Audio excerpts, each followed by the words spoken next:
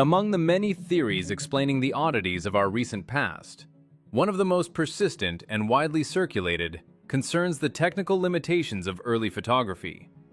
Skeptics and defenders of the official historical narrative invariably claim that the emptiness of giant 19th century metropolises is merely an optical illusion caused by the long exposure times of early cameras.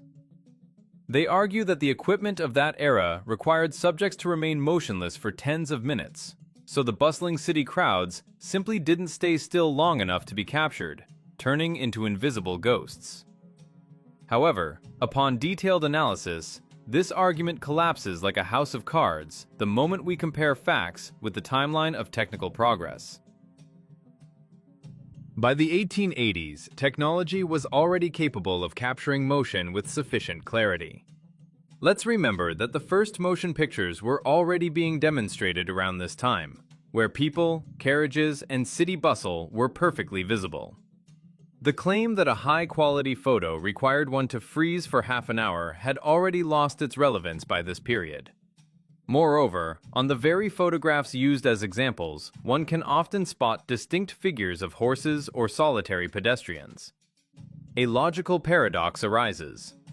How could a camera, with a supposed hour-long exposure, capture an animal that, by definition, cannot stand absolutely still for a long time, yet completely erase thousands of people who should have been filling the main avenues of the capitals?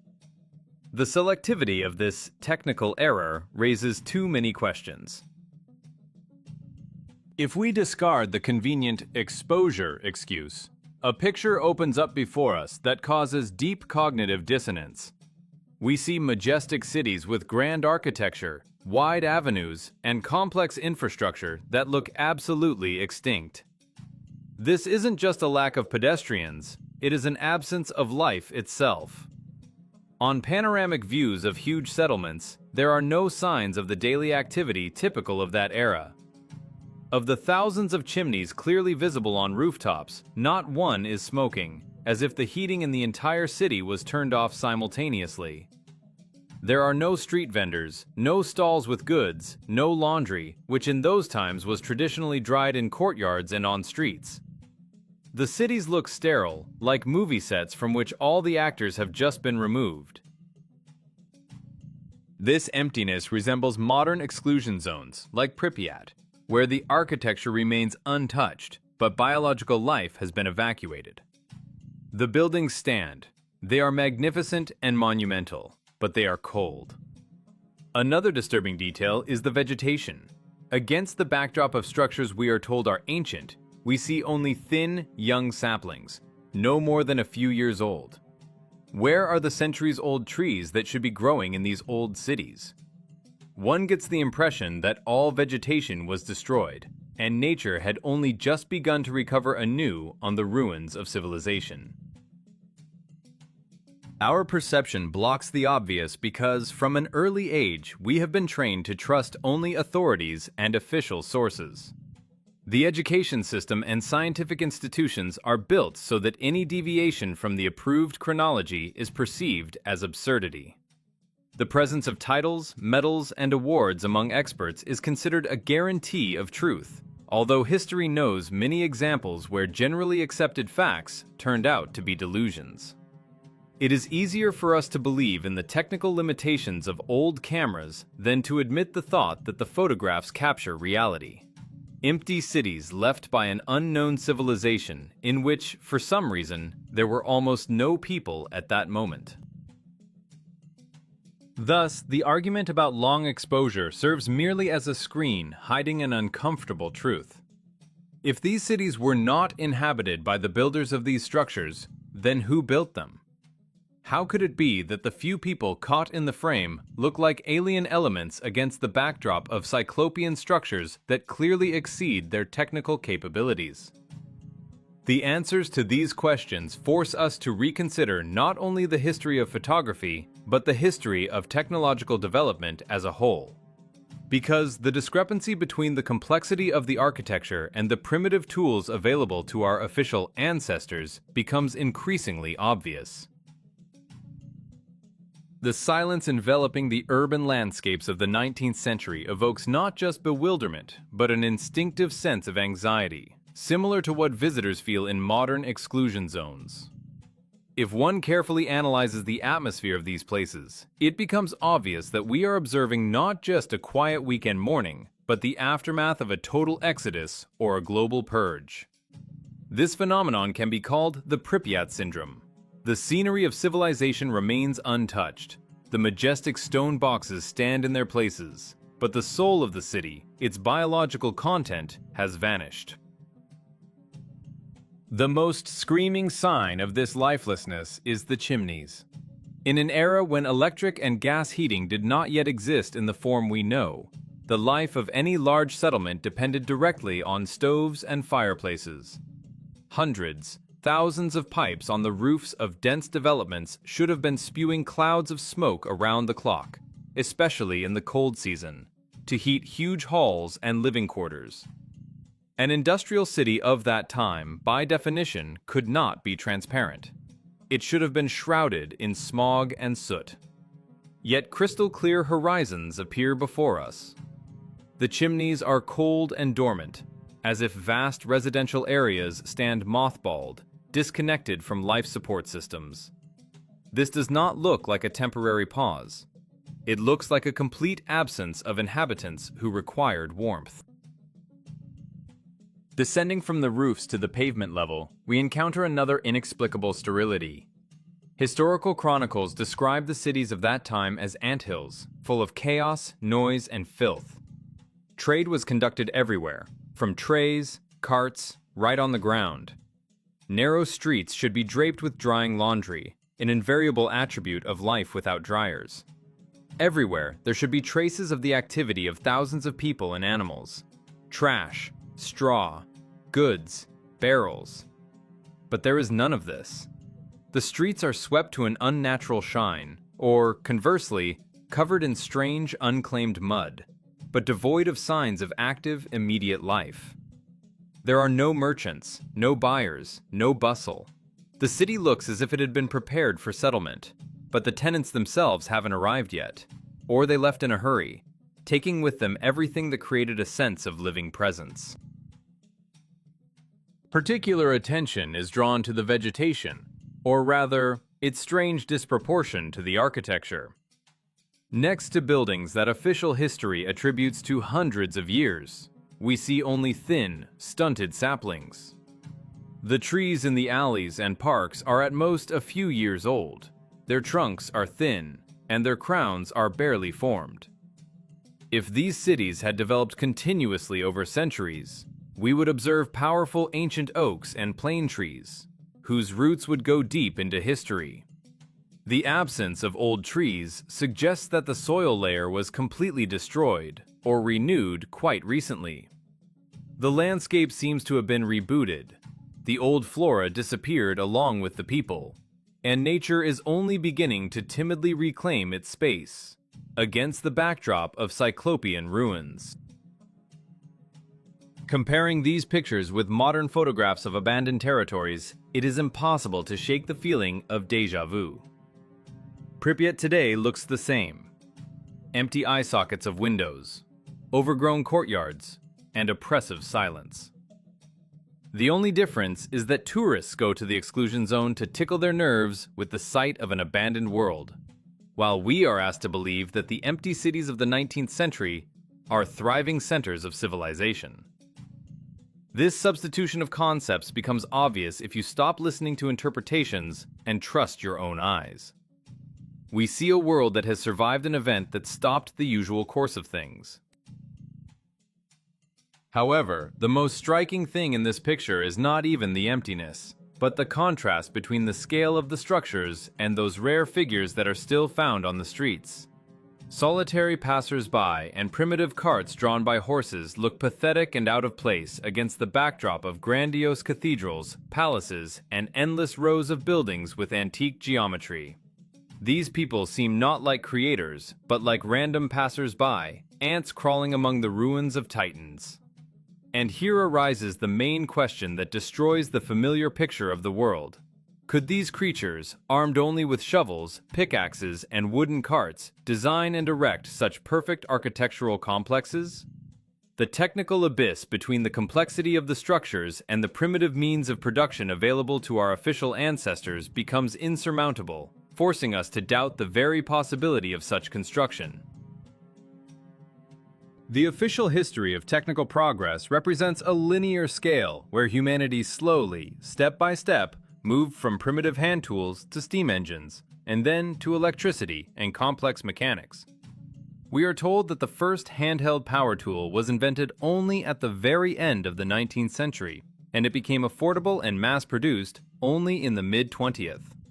This means that all the grandiose structures dating back to the 18th and 19th centuries were allegedly built exclusively using muscle power, chisels, hammers, and the simplest lever mechanisms.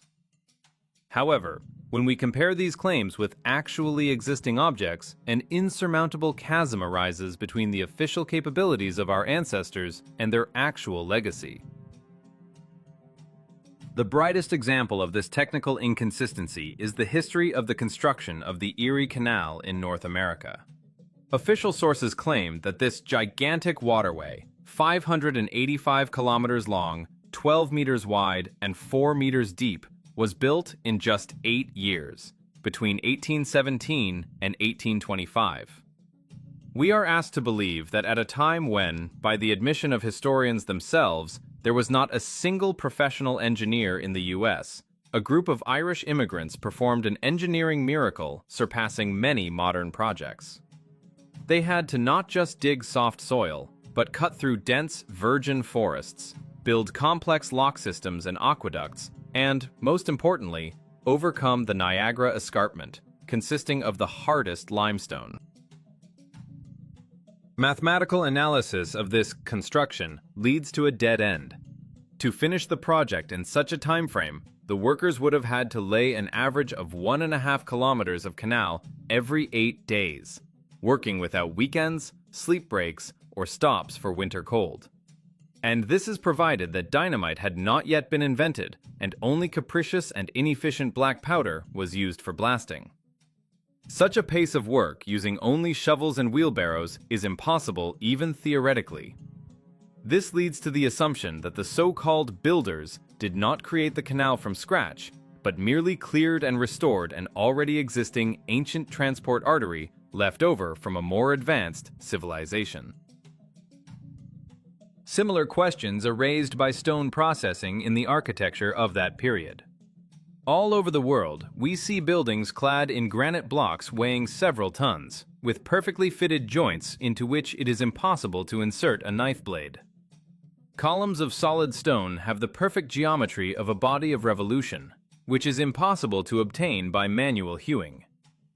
Creating such forms requires industrial-scale lathes and carbide tools, capable of cutting granite like butter.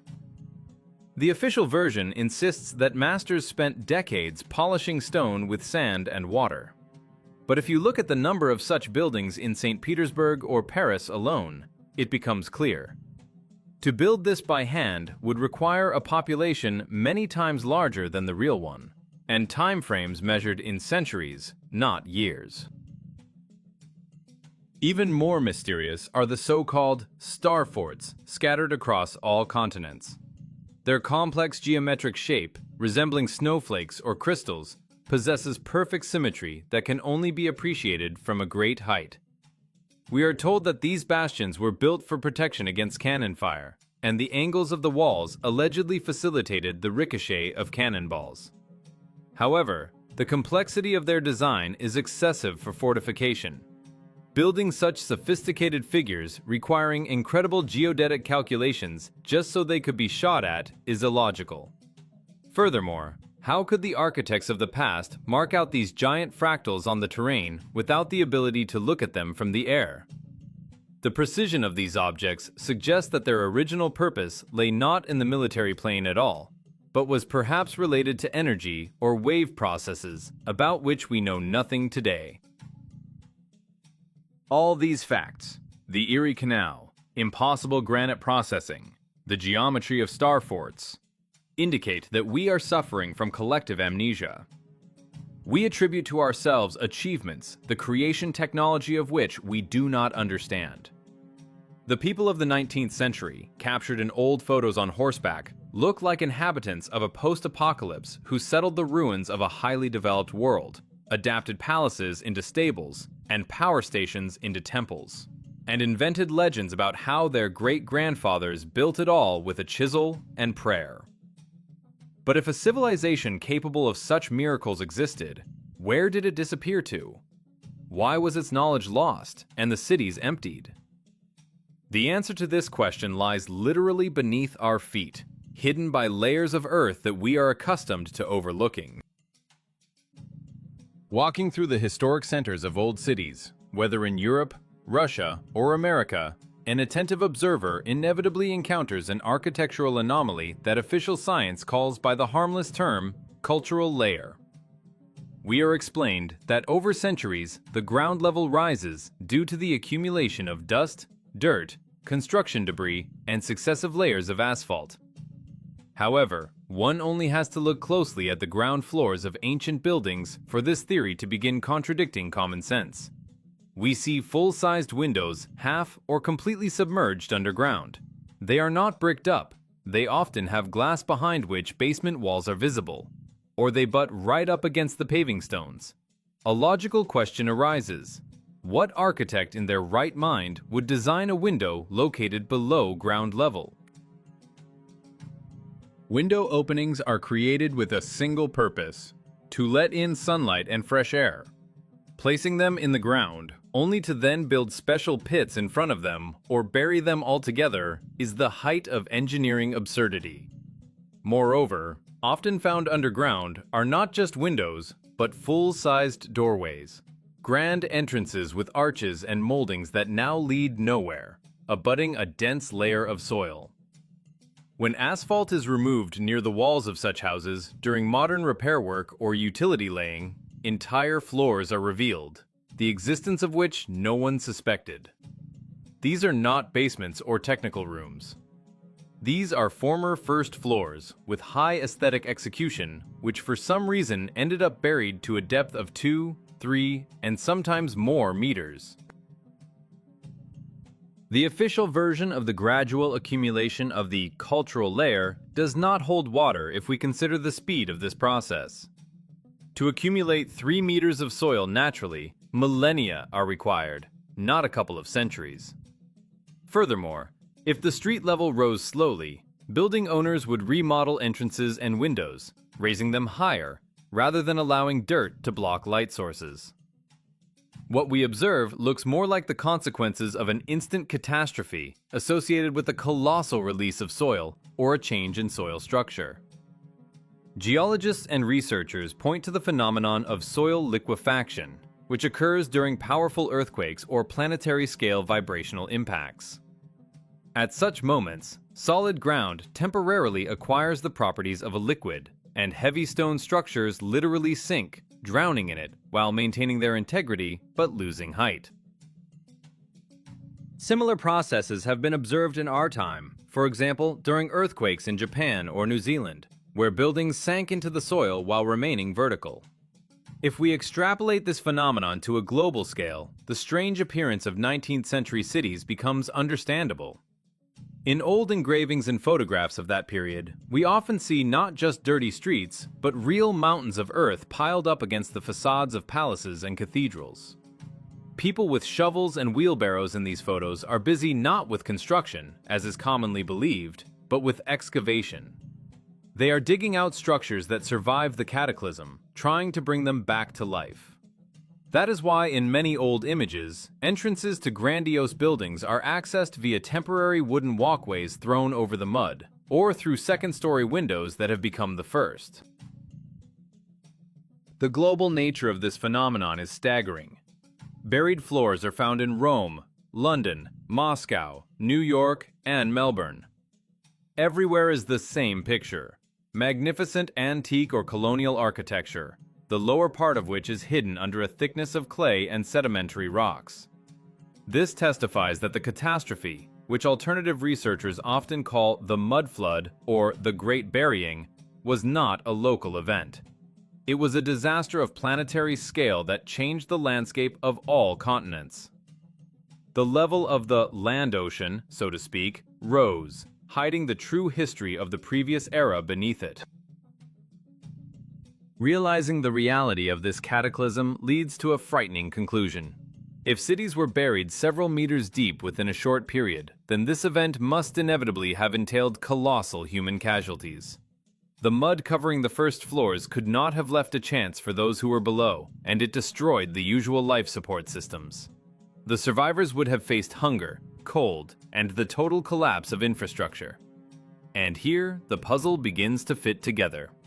The empty cities we discussed earlier are not a photographer's error, but the direct consequences of the catastrophe. The population was practically wiped out. But the cities did not remain empty forever. Soon after the event, new inhabitants appeared in them, whose origin raises even more questions than the buried windows. Who were these people who settled the ruins of a great civilization, and where did they come from in such numbers if the world lay in ruins?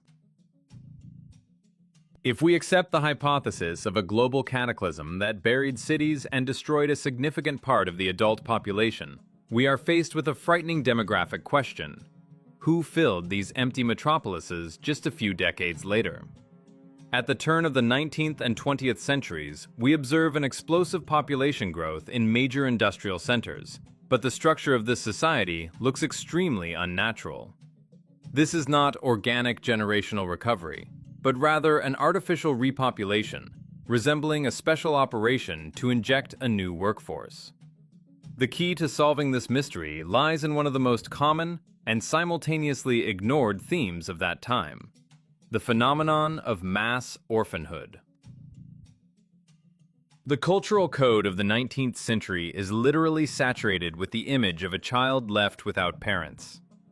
Classic literature, which we are used to perceiving as fiction, can actually serve as documentary evidence of the era. Oliver Twist, Jane Eyre, characters of Hugo and Dostoevsky, they are all orphans. This is not just a popular plot trope designed to evoke pity from the reader. It is a reflection of a terrible reality that became the norm. The society of that time was overflowing with children who did not know their lineage, deprived of roots and family memory. It was this generation of Ivans remembering no kinship that became the foundation for building a new world on the ruins of the old. They were ideally suited for this role. They had no grandparents who could tell the truth about what happened to the world, who built the majestic buildings, and how people lived before the catastrophe. Their history began with a clean slate, in a state institution, under government supervision. Statistical data from those years, if looked at from this angle, appears shocking. In London, Paris, Moscow, New York, and other major cities, giant foundling hospitals and orphanages open, the scale of which resembles industrial factories. These were not cozy abodes of mercy, but real assembly lines for receiving and processing human material. In Moscow alone, the foundling home accepted tens of thousands of infants annually. In New York and London, the figures were comparable. Where did such a colossal number of children come from? In cities that had recently looked extinct. The official version cites poverty, low morals, and high birth rates. But these factors cannot explain the appearance of hundreds of thousands of homeless infants almost simultaneously in all corners of the world. It looks like a centralized harvesting of a new human population. Moreover, the legislative framework of that time seemed to be specifically restructured to destroy the traditional family and alienate children. Harsh laws regarding the poor were introduced, making it impossible for a single mother or an impoverished family to support a child. Social norms stigmatized single mothers, forcing them to give up newborns to state institutions to avoid starvation and public censure. There was an entire industry of baby farming and secret births, where children were seized immediately after entering the world. One gets the impression that the state machine intentionally severed ties between parents and children to gain full control over the upbringing of the new generation. Children became property of the system, a resource that could be moved, taught necessary skills, and used at will. These huge armies of orphans, dressed in identical uniforms, living in the barrack conditions of workhouses, became the main driving force of industrialization. It was their small hands that operated the machines in factories. It was they who cleaned the very chimneys that suddenly began smoking again over the cities. And it was they who became the new residents of empty apartments with buried windows. But the scariest thing in this story is not even the conditions of their detention, but the logistics of their distribution. The concentration of children in metropolises was only the first stage. Soon, a need arose to transport this living resource over vast distances to settle empty territories on other continents. The scale of this operation to move children is mind-boggling. It was not a chaotic movement of refugees. It was a clearly organized transport system operating with ruthless efficiency. We are approaching one of the darkest and least known pages in the history of the reset of humanity, where the fates of hundreds of thousands of children were decided by the stroke of a pen on cargo manifests.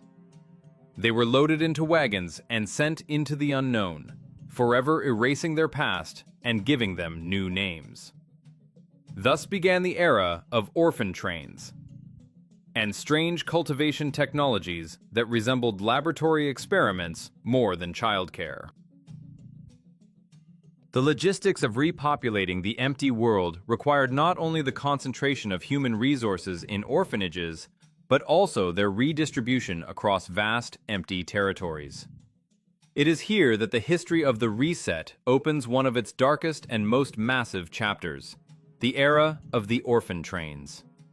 This phenomenon, which official historiography tries to present as a noble act of charity, upon closer inspection, looks like a cold, calculated transport operation to deliver a workforce.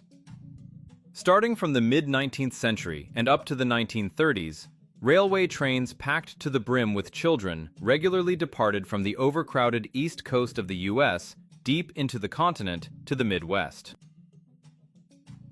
The process of distributing these children at stations resembled not adoption in the modern sense, but rather a cattle market or an auction. Children were lined up on platforms or in local meeting halls where farmers and locals inspected them, checking their teeth and muscles.